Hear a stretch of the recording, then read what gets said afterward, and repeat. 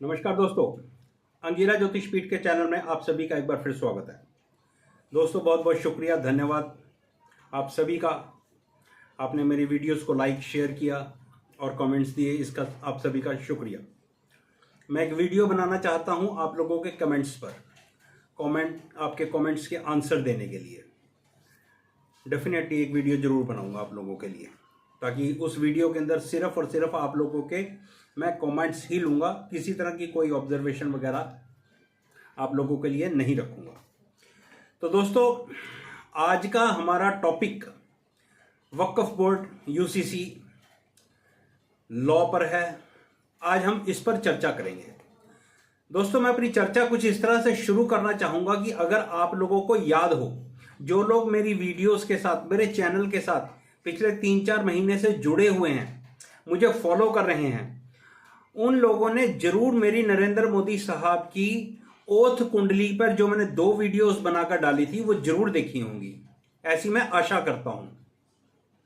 उन वीडियोस में मैंने एक आशा जताई थी आप लोगों के लिए। ओथ कुंडली पर मैंने आप लोगों के लिए एक अनुमान आप लोगों के सामने रखा था कि बृहस्पति का ट्रांजिट जब मिथुन राशि में होगा तो संभावना है कि भारत की सीमाओं का विस्तार हो।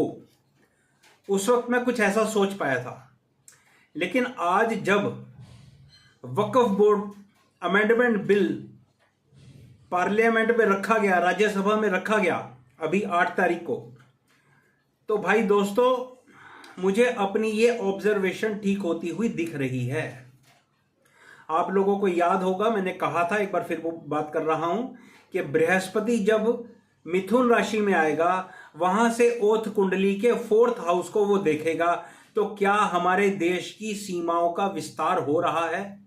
आप देखिए हमारी सीमाओं का विस्तार तो जब जैसे होगा वैसे होगा, लेकिन घटनाक्रम आज 2024 की अगस्त की पार्लियामेंट से शुरू हो गया है।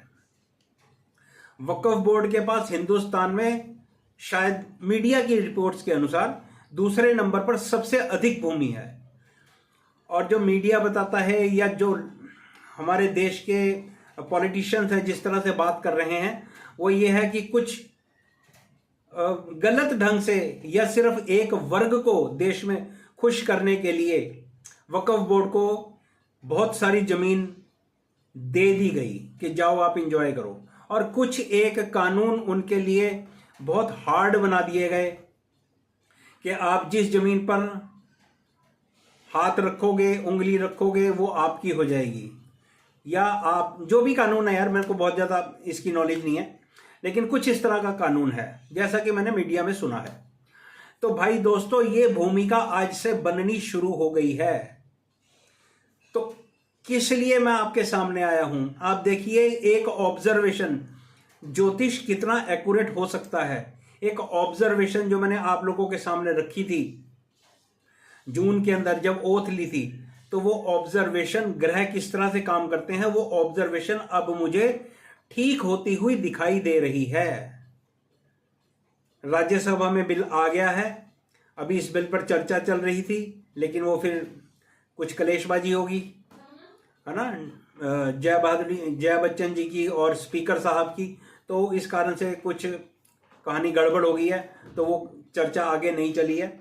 लेकिन आगे आने वाले समय के अंदर ये चर्चा होगी, और मैं एक वीडियो आप लोगों के सामने पहले ही रख चुका हूं कि 2025 में सूर्य की अंतर्दशा मेरे देश को लग रही है। ये सूर्य की अंतर्दशा में एनडीए सरकार बहुत स्ट्रांग होगी। जो निर्णय सरकार लेगी उसको मैं ऐसा समझता हूं, जिस तरह से सूर्य की प्लेसमेंट है मेरे देश की कुंडली में, वहां पर एनडीए सरकार को या मोदी साहब को कोई बहुत ज्यादा दिक्कत नहीं आने वाली है।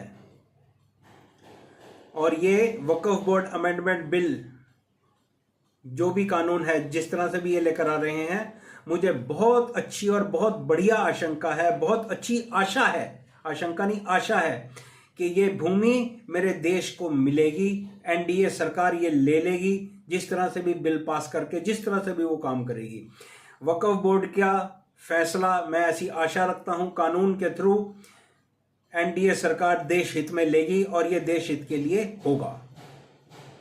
आप देखो, भूमि सीमाओं का विस्तार तो नहीं हो रहा जैसा कि मैंने कहा था, लेकिन मेरे देश की जो अपनी भूमि है उसके अंदर जो भूमि पहली सरकारों ने एक वर्ग विशेष को दे दी थी, वहां से वापस लेने का काम जरूर शुरू हो गया है। एक बात मैंने और बोली थी कि बहुत सारे लोगों ने, आप लोगों ने देखा है कि मोदी साहब की ओथ की कुंडली कमजोर है। आप लोगों ने बहुत सुना होगा और मेरी उस वीडियो के ऊपर भी कई लोगों ने कमेंट्स करे थे। आप देखोगे, अभी थोड़ा समय चलने दो, अभी तो समय शुरू हुआ है, पहला साल भी नहीं गुजरा है।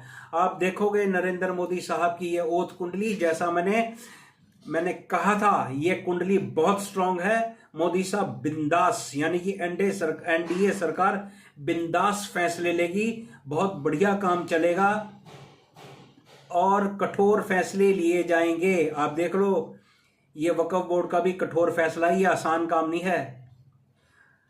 एक और फैसला लेना है देश के प्रधानमंत्री को, यूनिफॉर्म सिविल कोड का। आप देखोगे ये भी पास होगा, लेकिन अगर ये उसी समय के अंदर हुआ तो आसानी से पास हो जाएगा, मुझे इसके अंदर कोई दिक्कत नहीं दिखती।